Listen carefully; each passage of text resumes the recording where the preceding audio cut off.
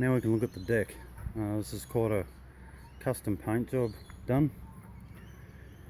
Has a detachable section here, which I found really handy for pulling it when the wheels were on. Really easy to hook back up.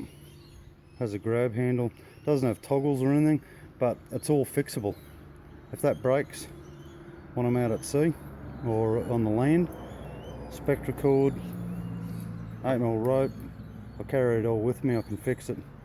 My up pull for my sail, which I didn't use on this trip, same thing, all spec cord, easily fixed. I carry a little bit of Sigaflex and I always carry the cord, so if it breaks I can fix it wherever I am. Countersunk for the compass, I run a removable deck compass, and that's a camera mount then. Fantastic hatches, no leaking whatsoever out of these hatches. The only water that got inside these hatches was water that I put in there. So yeah, unbelievable. Great storage. I carried 2 weeks worth of food, water, clothing, everything. Got the little glove box up here, quite a substantial size. I can fit a power of gear in there. Deck netting.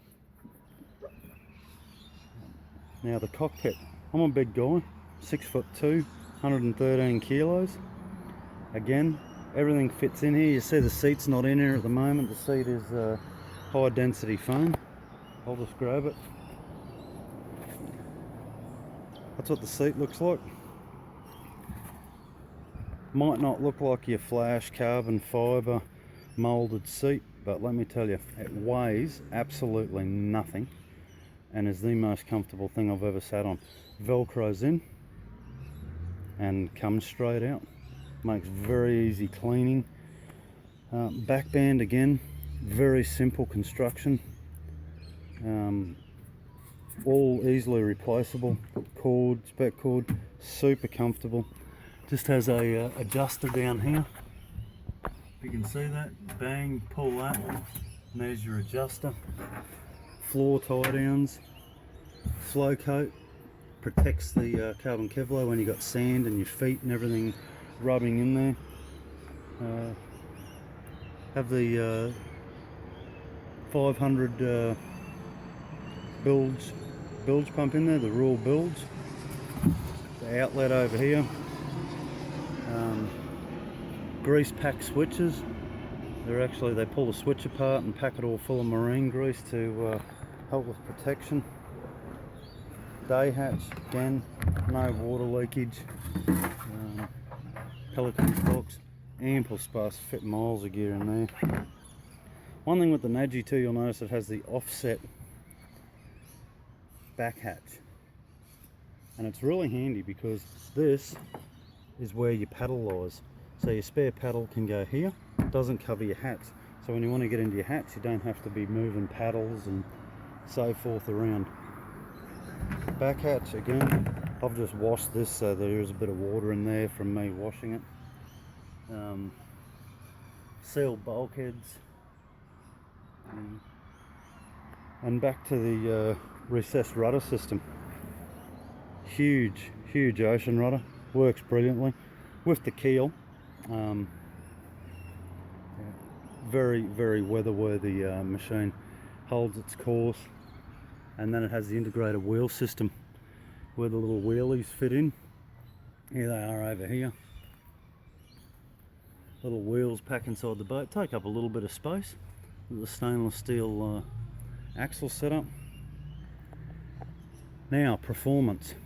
I'm no expert. I'm certainly not the greatest kayaker known to mankind, but I've just finished a 400-kilometre 2-week solo paddle in this boat.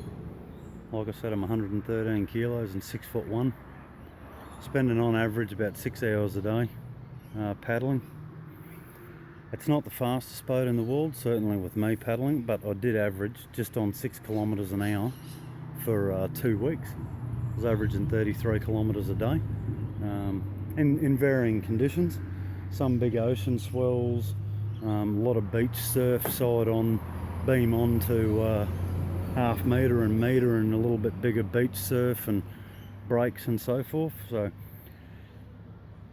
you're confident in the machine.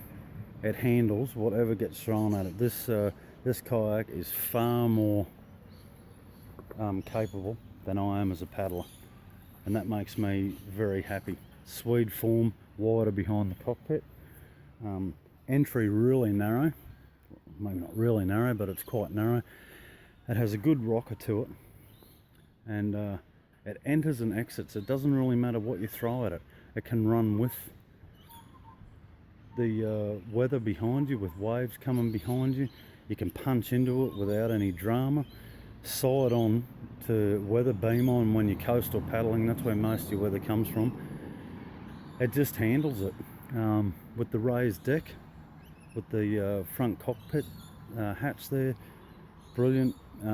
Really good your inbuilt foot systems. Again, everything's Sigaflexed, reinforced decking where it needs. So I can't say enough about it. I have another boat. It's faster than this boat, but it's very one-dimensional. It's fast and it's massive volume, but it always wants to weathercock.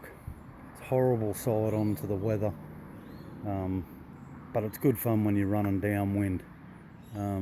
But this boat, for expedition, for touring, you just rely on it. Nothing broke. I bought this boat straight out of the box. This is how it come from Nadgee Kayaks. I didn't change anything. I didn't adjust anything. I didn't add anything to it. I didn't take anything away from it. I loaded it up with my gear and off I went for 400 kilometers. And the only thing, which was my fault, that let down was the electric bilge, and that was because I left it running. And in the heavy wind and surf I was in at the time, I didn't notice that I'd left it running, and I flattened the battery. That was the only thing that went wrong, which was 100% my fault. Rudder, yeah. So that's the overall view of this Nadgee Solo. It's a born and bred expedition boat. Like I said, there may be some boats faster, maybe some boats a bit more manoeuvrable, but when you're out doing an expedition, you got to handle whatever gets thrown at you. You want something that covers all the bases, and yeah, I can't say enough about how good this boat performed. So Nadgee Kayaks, Australia, big thumbs up, and thank you, and I can't wait to get into my next expedition in this boat. So here is the Nadgee Solo with the Kevlar keel strip. Just looking at the hull of it. What I'll say, I've had 2 weeks of beach landings, 2 weeks of there's been 3 or 4 really hard areas where I had to land on rocks with oysters. So it's taken a bit of a hit. I'll have a look at some of the damage if I can get it in there. Might be a little bit hard to see from that. Let's get her in this one. Right. So it's just a myriad of fine scratches, a few little deeper marks in the hull, down along here. These kind of go with one little chip there that was from a quite a harsh landing where I come in on rocks covered in oysters. You can see why you put the Kevlar keel strip in. Even though I had the wheelie system to get it up out of the water, there's still plenty of occasions where I had to drag it up the beach to get it clear of the surf. Some more marks here. Overall though, considering like I said, some of the areas I had to land in, it's mostly only superficial scratches, a few deeper garks there. So got a little bit of gel coat work to fix, but yeah, if you'd seen some of the landings, you'd be quite impressed with how it's held up.